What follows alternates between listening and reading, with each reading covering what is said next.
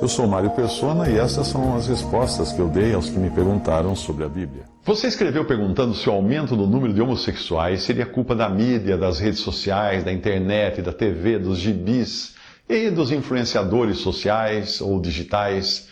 Às vezes as autoridades até proíbem ou tiram de circulação algum material por considerá-lo subversivo aos bons costumes, ou exigem que seja embalado e lacrado de forma a resguardar crianças. Bem, eu já fui criança, eu sei que quanto mais secreto uma coisa for, maior o apelo para que as suas trancas sejam rompidas. Portanto, a resposta à sua dúvida depende muito de como nós enxergamos o ser humano. Quando visto sob a perspectiva do homem natural e dos seus instintos carnais, é evidente que um cheiro de churrasco possa me fazer salivar e sentir vontade de comer carne. E nesse exato momento, o vento sopra vindo da churrascaria da esquina. E é assim que eu me sinto realmente. Se eu ainda fosse vegetariano, como eu era antes da minha conversão, eu não diria que o cheiro de uma abobrinha refogada tivesse o mesmo efeito. Mas talvez o de um pão integral quente saído do forno fosse tentador.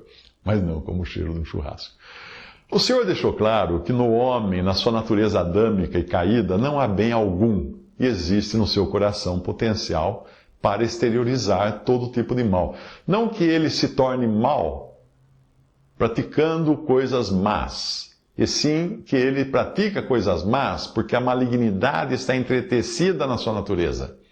Tentar excluir, extirpar a maldade do coração do homem é como puxar um fio solto de uma blusa de tricô. Se você continuar, vai ficar sem blusa. Portanto, como um papagaio, o homem acaba, sim, imitando o que os outros fazem por ser facilmente influenciado pelo exemplo. Falo aqui do homem na sua natureza adâmica. Por isso a mídia, ao menos a mídia séria e ética, né, porque tem outras aí que não vale nem a pena passar perto, evita publicar notícias de suicídios ou de ataques de assassinos em série, porque quando publicado isso daí é coisa que pega, é coisa que contamina, é coisa que dá ideias. E quando a mídia publica, é só porque é uma celebridade que se suicidou, ou então foi um atentado que foi muito bem sucedido, muita gente morreu. Mas o suicídio de pessoas comuns e os ataques que não trouxeram vítimas costumam ficar fora das páginas dos jornais porque poderiam produzir o copycat, que é a expressão inglesa usada para um crime que copie ou imite outro crime. Mas eu volto a dizer que essa norma de ser influenciado pela mídia e assim sair do armário, como se usa para o homossexualismo, nada mais é do que o homem natural exteriorizando o que já trazia latente dentro de si. Ainda que proibissem todo tipo de conteúdo homossexual dos meios de comunicação, o homossexualismo continuaria existindo. Do mesmo modo como a violência continuaria existindo, ainda que proibissem todo o conteúdo violento de livros, gibis, filmes, músicas, games, etc. Caim não tinha internet, não tinha TV, não tinha videogame e mesmo assim matou seu irmão. E é neste ponto que alguém poderá alegar que não se pode comparar homossexualismo com violência, porque o homossexual não atenta contra ninguém. Atenta sim. O problema é que você não está considerando o maior ofendido nessa história, que é Deus. Sim, o homossexualismo atenta contra Deus. Ou você já se esqueceu do motivo que levou Deus a destruir Sodoma e Gomorra? A palavra de Deus diz: ora, eram maus os homens de Sodoma e grandes pecadores contra o Senhor. Ao anoitecer vieram os 2 anjos a Sodoma, a cuja entrada estava Ló assentado. Este, quando os viu, levantou-se e, indo ao seu encontro, prostrou-se, rosto em terra, e disse-lhes: eis agora, meus senhores, vinde para a casa do vosso servo, pernoitai ali. Mas antes que se deitassem, os homens daquela cidade cercaram a casa, os homens de Sodoma, tanto os moços como os velhos, sim, todo o povo, de todos os lados, e chamaram por Ló e lhe disseram: onde estão os homens que à noitinha entraram na tua casa? Traze-os para fora a nós, para que abusemos deles. Gênesis 13, versículo 13, e também Gênesis 19, versículos 1 a 5. A mera proibição pelas autoridades de material impróprio não extirpa o mal que está arraigado no coração do homem. Nem mesmo as ações radicais efetuadas por governos autoritários como socialistas, nazistas, comunistas, ou de países islâmicos que perseguem, prendem e matam homossexuais. Nem isso evita que a prática continue nesses países. Continua nos bastidores, escondida. Quantos já foram fuzilados em Cuba, na Rússia, na China, nos países islâmicos, por serem homossexuais? Nos países islâmicos jogam de prédio, de cima de prédios, para morrer na queda. E isso muda alguma coisa? Não, lembre-se de que nem mesmo uma medida tão radical quanto destruir toda a humanidade e reservar apenas um pequeno grupo que não tinha sido influenciado pela mídia do seu tempo, não teve sucesso. Essa medida, por mais radical que ela fosse, eu estou falando do dilúvio, porque Noé, depois que saiu da arca, se embebedou e tirou a roupa, deixando seus filhos envergonhados. Veja que Deus precisou destruir toda a terra com o dilúvio, por causa do que tinha acontecido com a população do planeta Terra. Todos estavam deteriorados, todos tinham ido por caminhos contrários à vontade de Deus. Veja o que ele diz: e viu o Senhor que a maldade do homem se multiplicara sobre a terra, e que toda a imaginação dos pensamentos de seu coração era só má continuamente. Então arrependeu-se o Senhor de haver feito o homem sobre a terra, pesou-lhe em seu coração, e disse o Senhor: destruirei o homem que criei de sobre a face da terra, desde o homem até o animal, até o réptil, até a ave dos céus, porque me arrependo de os haver feito. Noé, porém, achou graça aos olhos do Senhor. E começou Noé a ser lavrador da terra, plantou uma vinha, bebeu do vinho, embebedou-se e descobriu-se no meio de sua tenda. Gênesis 6, de 6 a 8, Gênesis 9, de 20 a 21. A demonstração dada pelo Senhor a Caim, depois de matar seu irmão, foi de que o pecado sempre estaria à sua porta, pronto para picá-lo com a sua peçonha, com o seu veneno. Se bem fizeres, não é certo que serás aceito, disse o Senhor a Caim. E se não fizeres bem, o pecado jaz à porta, e sobre ti será o seu desejo, mas sobre ele deves dominar. Gênesis 4, 7. Mas nós sabemos que aquela exortação era inócua, porque ao longo dos séculos de testes, ficou muito claro que o ser humano seria incapaz de lidar com o pecado. A serpente à porta sempre seria maior e mais venenosa do que o ser humano seria capaz de evitar. Nas cartas dos apóstolos, que trazem a revelação final e completa dos pensamentos de Deus para com o homem, nós aprendemos que o veneno da cobra não estava apenas na serpente à porta, mas em nossos lábios.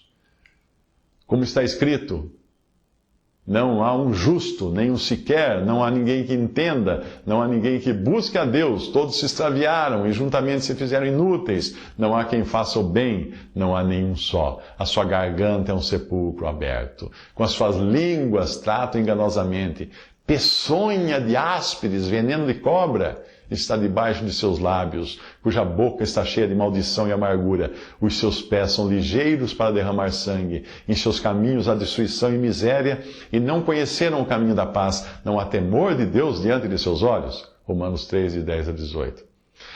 Portanto, é inevitável que, estimulados ou não pela mídia, mais cedo ou mais tarde, todo pecado e malignidade saia do armário do coração humano para mostrar as suas asinhas. Só para não perder o costume de fazer analogias, no Jardim do Éden, ao pecarem, Adão e Eva engoliram um pendrive que tinha todos esses arquivos, todo tipo de pecado e malignidade e perversão que você possa imaginar. E cedo ou tarde, nós abrimos um desses arquivos, ou todos eles, porque eu e você nascemos com tudo isso dentro de nós, nesse pendrive.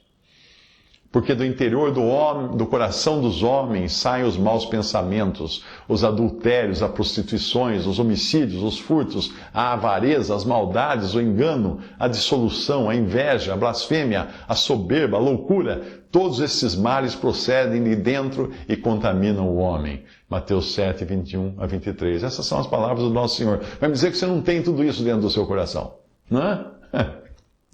Vai pensando.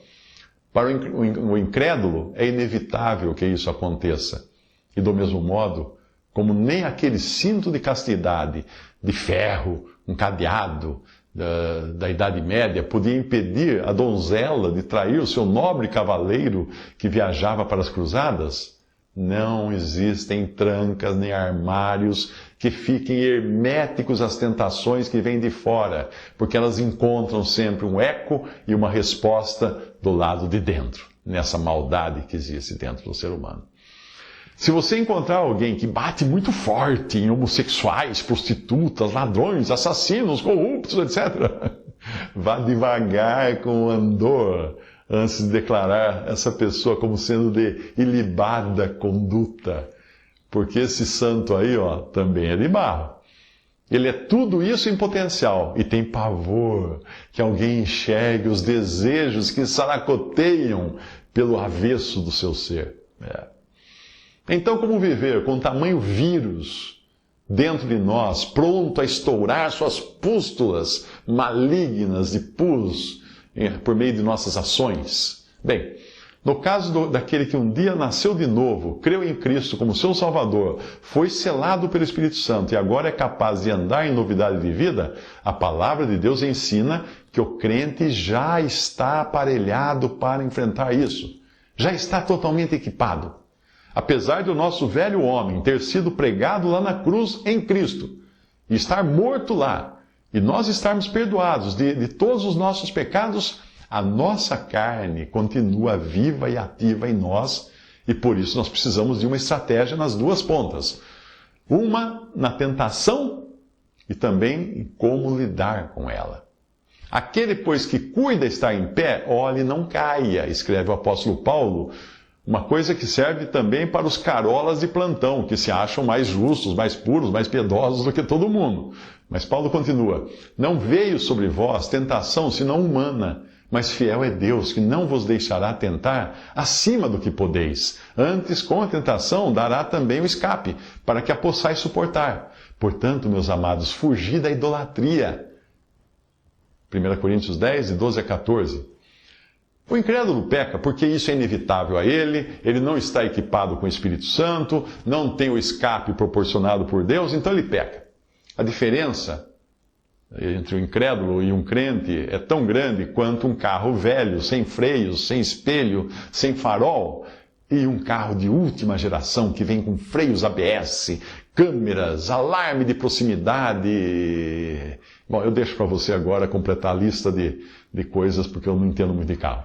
Mas nenhum cristão poderá alegar que o freio falhou na hora em que foi tentado, ou que não viu pelo retrovisor a situação de risco se aproximando, ou que não escutou o alarme de proximidade tocando, pi, pi, pi, pi, pi, pi, que ia bater.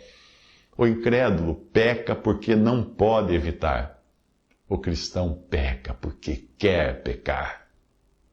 Se você observou o final da passagem, ali a palavra de Deus nos diz para fugirmos da idolatria. O que tem a ver idolatria com tudo isso que ele falou? Talvez você esteja agora até pensando em jogar fora aquela réplica que você tem da taça Jules Rimet da Copa do Mundo, não é? Porque afinal ela representa a deusa grega, Nice, da vitória. Ou quem sabe vai pro lixo agora a estátua, aquela miniatura da Estátua da Liberdade que você comprou no aeroporto e representa a deusa romana Libertas.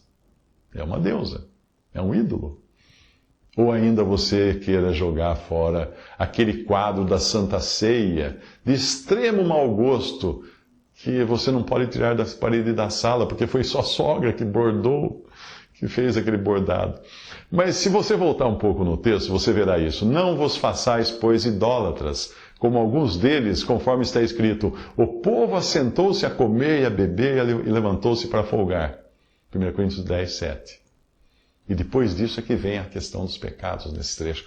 Isso mesmo, aqui idolatria não fala de imagens de pau e pedra, mas fala de satisfação pessoal, de entretenimento. Como assim? Comer, beber, se divertir são pecados? Começando pela diversão, que na Bíblia é comparada ao mel, Provérbios nos exorta o seguinte: achaste mel?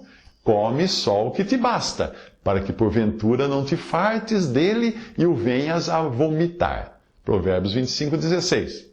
Então não é que a diversão seja proibida, mas é bom saber que se for ela a controlar você, acabará escravo dela. Todas as coisas me são lícitas, mas nem todas as coisas convêm. Todas as coisas me são lícitas, mas eu não me deixarei dominar por nenhuma. 1 Coríntios 6, 12.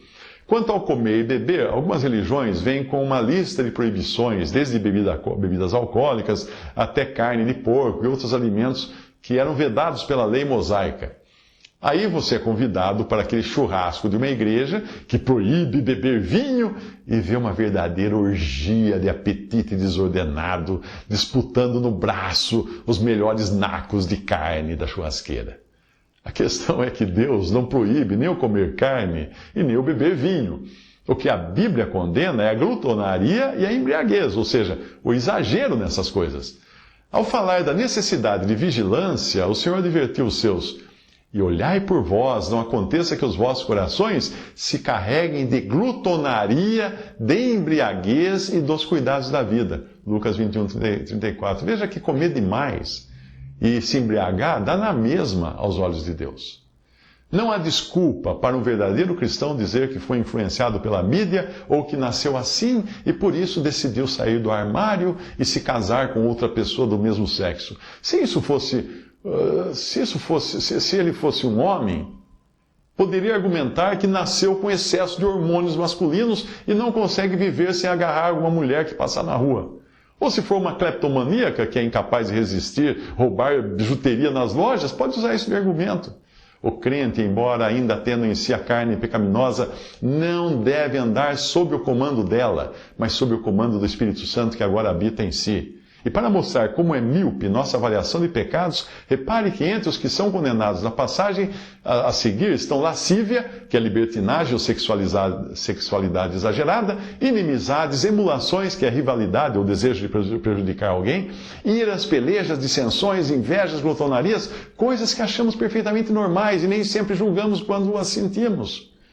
Digo, porém, andai em espírito, não cumprireis a concupiscência da carne, porque a carne cobiça contra o espírito contra a carne, e esses opõem-se um ao outro, para que não façais o que quereis. Mas se sois guiados pelo Espírito, não estáis debaixo da lei, porque as obras da carne são manifestas, as quais são adultério, prostituição, impureza, lascívia, idolatria, feitiçaria, inimizades, porfias, emulações, iras, pelejas, dissensões, heresias, invejas, homicídios, bebedices, glutonarias e coisas semelhantes a estas, acerca das quais vos declaro, como antes vos disse, que os que cometem tais coisas não herdarão o reino de Deus. Mas o fruto do Espírito é amor, gozo, paz, longanimidade, benignidade, bondade, fé, mansidão, temperança. Contra essas coisas não há lei. E os que são de Cristo crucificaram a carne com as suas paixões e concupiscências. Se vivemos em Espírito, andemos também em Espírito. Gálatas 5, 16 a 25. Visite respondi.com.br. Adquira os livros ou baixe e-books. Visite 3minutos.net. Baixe o aplicativo.